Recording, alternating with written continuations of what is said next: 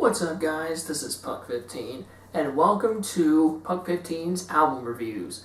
And this review we are going to talk about Godzilla 2. Now this review has been overdue like months and months, and finally here's the video of it. Well, actually this is not the same Godzilla as we were talking about in the previous review of this album.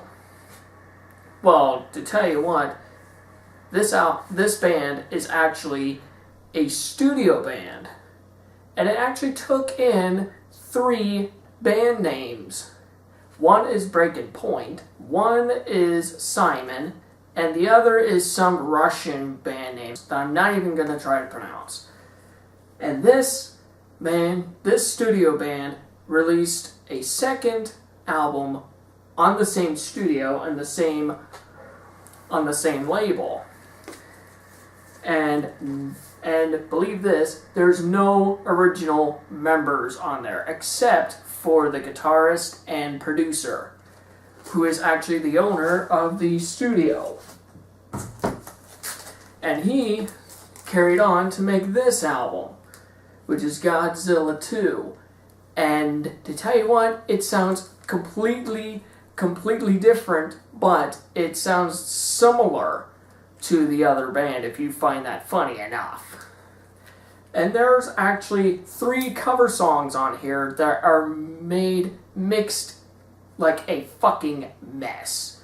And I'm just gonna go ahead and say this second album absolutely sucks.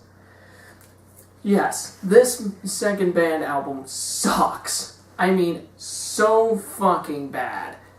I mean, there are tons and tons of fucking bad reviews on this album. And there's even bad reviews on the label itself. I mean, there's so similarities of the same thing. And Indigo was the owner of that studio and the label. So, before we get into his business, let's just talk more about this album, shall we?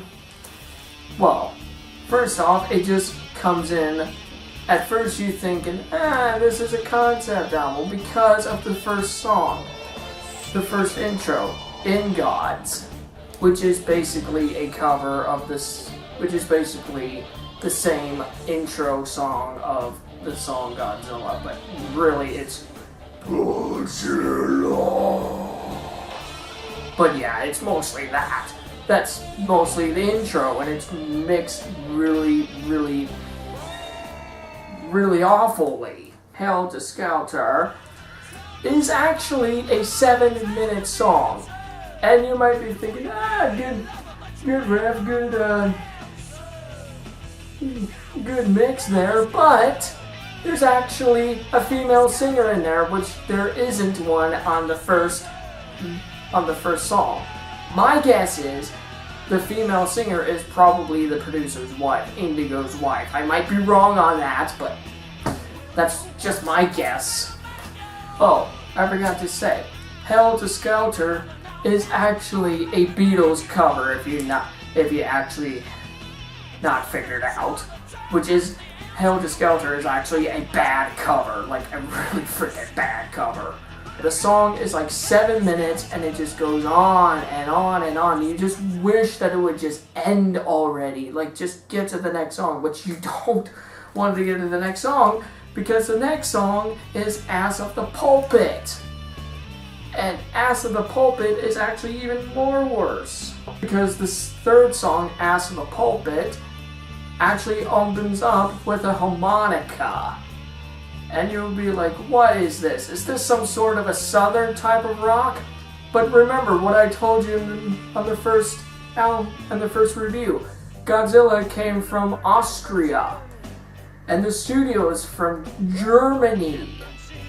Yeah, Indigo is actually from Germany. So, by all means, I think this is just like a German studio band, if you ask me. But yeah, House of the Pulpit, it goes on for like 5 minutes. 5 minutes and 40 seconds. And it's just another horrible song. It's just like, no. Just fucking no. I Follow the Zombie is just an actual weird mix. And there's some elements on there that it just reminds you of a nightmare that you might have had. Like if you're a little child, if you watch if you actually have a few nightmares and the song just goes, and the soundtrack just goes absolutely crazy, or it just glitches out, it has that mix in there. I mean, heck, if you actually have nightmares on a past nightmare of a song just glitches it out, or it belongs in, or you actually hear something like a horror movie, or even a horror game, that if you actually listen to I Follow the Zombie, if you actually played a horror game that glitches out, or watch a horror movie that the soundtrack just glitches out, I Follow the Zombie is actually a song for you if you like that sort of stuff. And the next song, we get to the second cover of the album, Cinderella Rockefeller, which I have to say, the original version, both the original versions of the covers on this album are just absolutely horrible. Stick with the originals if you ask me. But yeah, Cinderella Rockefeller is nothing like you thought it would from the originals. None of these are. I mean, Cinderella Rockefeller, it extended the song like it did from Helter Skelter, from I Follow the Zombie, and Rockefeller just extends it and then adds the same freaking effect from I Follow the Zombie. Like, glitches out. It's that bad. And the other one is another cover from Cher, Half Breed. And this time we get to add male vocals instead of just female vocals. And guess what? It's the same. Extends it, adds the same glitchy effect. It's overall fucking bad cover. Not worth checking out, not worth mentioning. And the other one is Killing Joke. This album is a fucking killer joke. This whole fucking entire album is a fucking killer joke. And even in the intro from the very first song, it says, "For the killing joke." Like, really? This album is a freaking killing joke. Like this label just released this album from like a killing joke because they think Godzilla, the name Godzilla, if you think of the Toho monster, yeah, you're thinking of, yeah, they were thinking of this. Yeah. Throw that Toho monster away and listen to this. It's a killing fucking joke. What do you expect? And the other one is foul.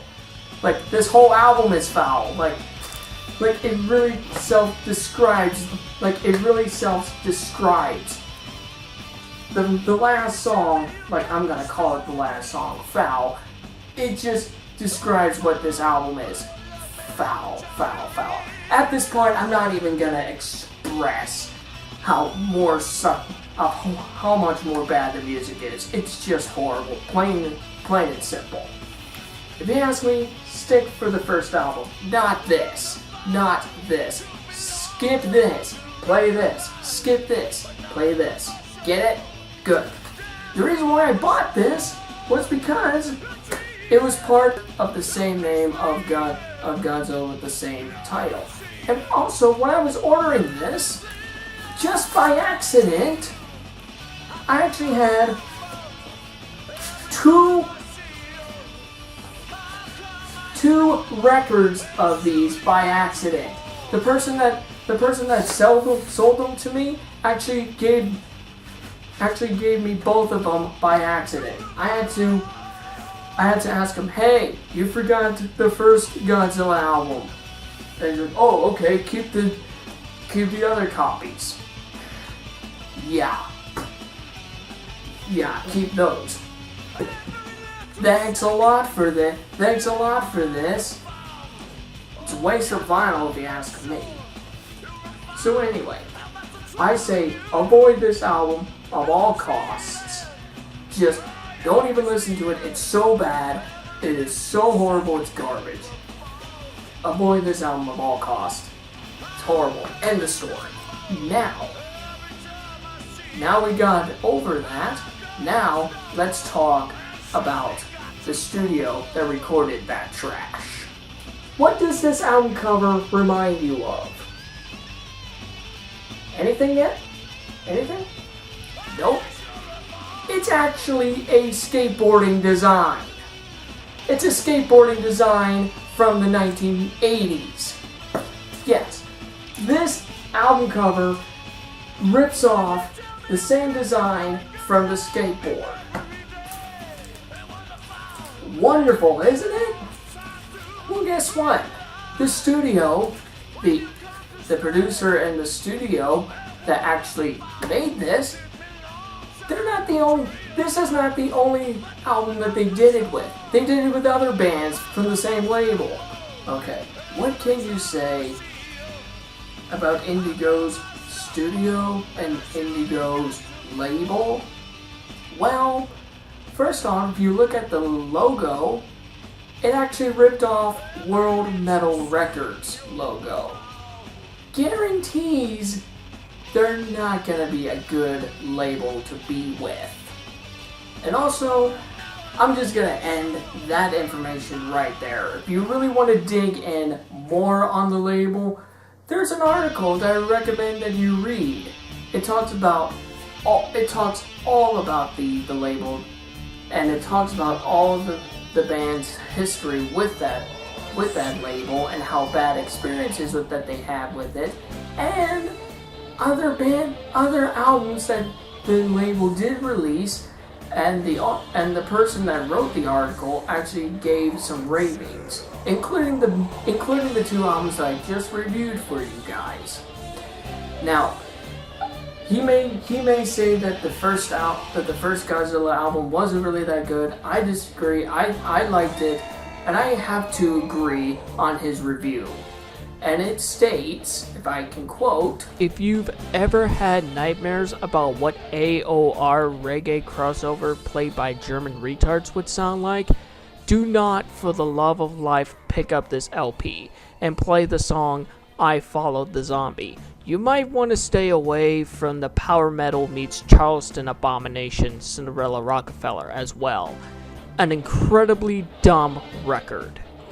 I couldn't agree more on that final statement. I totally agree with you. It's an abomination of a record, and even the label is a freaking abomination of other releases that they release. So, other than that, I'm actually going to stick with Godzilla 1. And if there's other albums that they release that are pretty good on that label, I would check it out. But if it sounds bad, if it's like the second album like the first album is good, I'll listen to it. If the second album is bad, ignore it. I will not review it. Godzilla 2 is the only album that I will only review on that was released on that label. So, that's all I'm going to say about that. So anyway, that is the end of that review. Tune in next time. We are going to review another studio band with an interesting name, with an interesting album name, with interesting songs, with interesting lyrics, and an interesting music as well. We're going to take a look at oral sex. What have I got myself into? Anyway, that is it. Puck 15, out.